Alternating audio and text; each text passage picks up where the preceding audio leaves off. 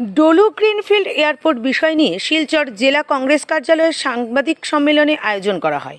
মঙ্গলবার শিলচর জেলা কংগ্রেস কার্যালয়ে ডলু গ্রিনফিল্ড এয়ারপোর্ট বিষয় নিয়ে সাংবাদিক সম্মেলনের আয়োজন করা হয়। সাংবাদিক সম্মেলনে বক্তব্য রাখেন জেলা সভাপতি অভিজিৎ পাল, বিধায়ক বিজবাউল ইসলাম লস্কর ও প্রার্থী সূর্যকান্ত সরকার। বলেন, আজ মহামান্য আদালত ডলু গ্রিনফিল্ড এয়ারপোর্ট নিয়ে রায়দান দিয়েছে যে কোনো পরিবেশ সংক্রান্ত ছাড়পত্র ছাড়া কিভাবে কেটে ফেলা হলো লক্ষ লক্ষ চা গাছের চারা এবং সাংসদ রাজদীপ রায় ঢাকঢোল বাজিয়ে ডলু গ্রিনফিল্ড এয়ারপোর্ট বানানো হবে বলেছিলেন। এখন মহামান্য আদালতের রায়দানে ডাবল ইঞ্জিনের সরকারের আসল রহস্য বেরিয়ে আসলো।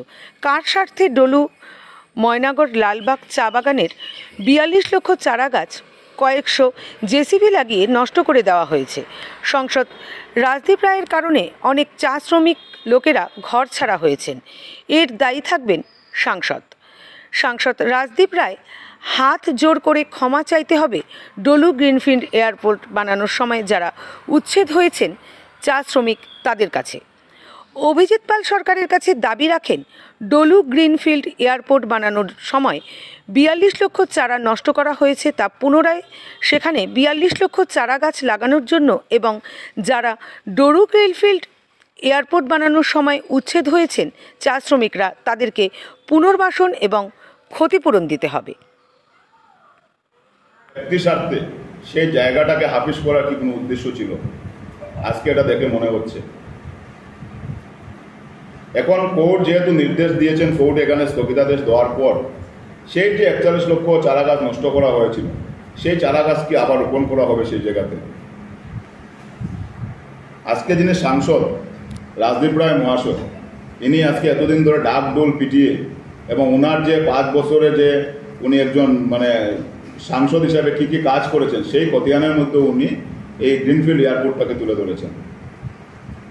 কিন্তু বাস্তবে সেই গ্রিনফিল্ড এয়ারপোর্টটা তখন থেকে কংগ্রেস দল সেটা প্রতিবাদ করে আসছিল। কারণ এই ডলু চা বাগানের পার্শ্ববর্তী খরিল চা বাগান, যেখানে আজকে 50 বছর ধরে এখানে খালি জায়গা অ্যামেন্ডমেন্ট খালি জায়গা, এখানে অনেক জায়গা ছিল খালি জায়গা, সেই জায়গাটাকে কাজে না লাগিয়ে একটা উন্নত মানের বাগান ডলু চা বাগান, সেই চা বাগানটাকে নষ্ট করে আজকে কি উদ্দেশ্য ছিল যে এই জায়গাতেই গ্রিনফিল্ড এয়ারপোর্ট বানানোর জন্য? আজকে তো গ্রিনফিল্ড এয়ারপোর্ট তো হবে না। মাঝখানে কি হলো যে আজকে ডলু চা বাগানের যে শ্রমিকরা ছিল সেই শ্রমিকরা আজকে রুজিরুটি বন্ধ। আজকে ওনারা অন্যান্য বাগানে গিয়ে কাজ করতে হচ্ছে, অনেক শ্রমিক অর্ধাহারে জীবন কাটাতে হচ্ছে, অনেক শ্রমিকদের আজকে রুজি নেই। এই সরকার কেন্দ্রে এবং রাজ্যে এই ডাবল ইঞ্জিনের সরকার, ওনারা নিজের স্বার্থে, ওনারা কোনোদিন জনসাধারণের চিন্তা ওনারা মাথায় করেন না। ওনারা নিজের স্বার্থ রক্ষা সিদ্ধির জন্য ওনাদের হয়তো অন্য কোনো উদ্দেশ্য ছিল যে গ্রিনফিল্ড এয়ারপোর্টের নামে ডলু চা বাগানকে 2টা ডিভিশনকে খালি করে হয়তো কোনো ব্যক্তি মালিকানাধীন করা ওনাদের উদ্দেশ্য ছিল। না হলে এইভাবে এনভায়রনমেন্টের পারমিশন ছাড়া, এনভায়রনমেন্টের ক্লিয়ারেন্স ছাড়া হঠাৎ করে এখানে কি উদ্দেশ্য ছিল এই জায়গাতে বাগান নষ্ট করে, এটা উন্নত মানের বাগানকে নষ্ট করে এই জায়গার মধ্যেই গ্রিনফিল্ড এয়ারপোর্ট বানানো কি মহৎ উদ্দেশ্য ছিল? ওনারা জানতেন নিশ্চয় যেটা আগামী দিনে একটা কোর্ট কেস হবে এবং মহামান্য আদালত সেটার উচিত রায়দান করবেন এবং সেইভাবেই আজকে রায়দান হয়েছে।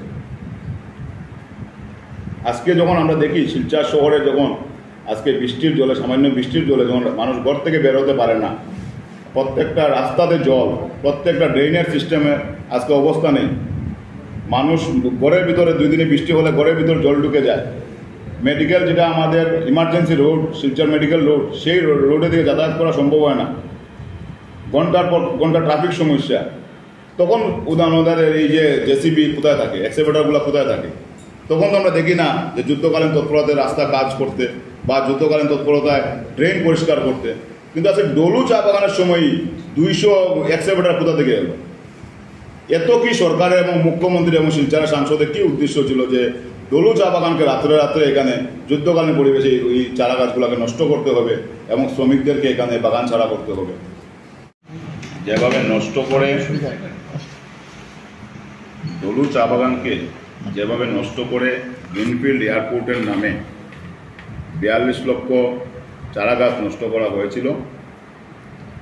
আজকে যেসব সংস্থা সেটার জন্য আইনের দ্বারস্থ হয়েছিলেন, আমি তাদেরকে ধন্যবাদ জানাই।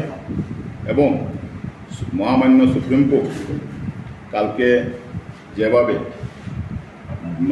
রায় দিয়েছেন, সেই রায়তে যেগুলো উল্লেখ করা হয়েছে সেই জিনিসটা দেখে সাধারণ মানুষের মধ্যে অনেক প্রশ্ন, যেটা অনেক দিন ধরেই ছিল, যে আজকে এনভায়রনমেন্টাল ইম্প্যাক্ট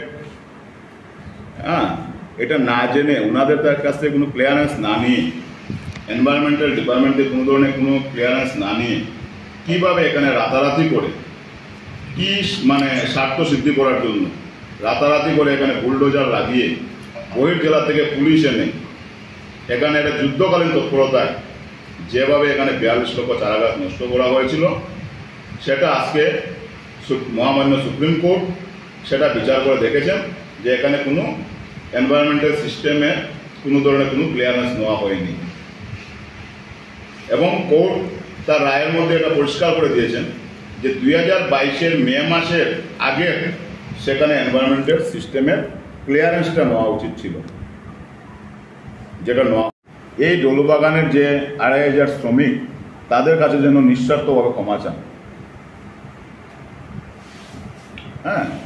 এবং গ্রিনফিল্ড এয়ারপোর্ট হোক, সেটা আমরা চাই, শিলচরের উন্নতি আমরা চাই, কিন্তু গ্রিনফিল্ড এয়ারপোর্ট, এই যে করিল বাগানে পরিত্যক্ত জমি আছে বা আরও অনেক পরিত্যক্ত জমি আছে, যেখানে গ্রিনফিল্ড এয়ারপোর্ট বানালে কোনো মানুষের, কোনো শ্রমিকের, কোনো এনভায়রনমেন্টের কোনো ক্ষতি হবে না, সেই সব জায়গাতে যেন গ্রিনফিল্ড বানানো হোক। যদি ওনাদের মহৎ উদ্দেশ্য থাকে যে এয়ারপোর্ট হওয়ার জন্য, তাহলে মানুষের অসুবিধা না করে, শ্রমিকের অসুবিধা না করে, আমার এনভায়রনমেন্টের অসুবিধা না করে, যেসব হাজার হাজার বিঘা পরিত্যক্ত জমি আছে সেই জায়গাতে যেন বানানো হয়, গ্রিনফিল্ড এয়ারপোর্ট বানানো হয়।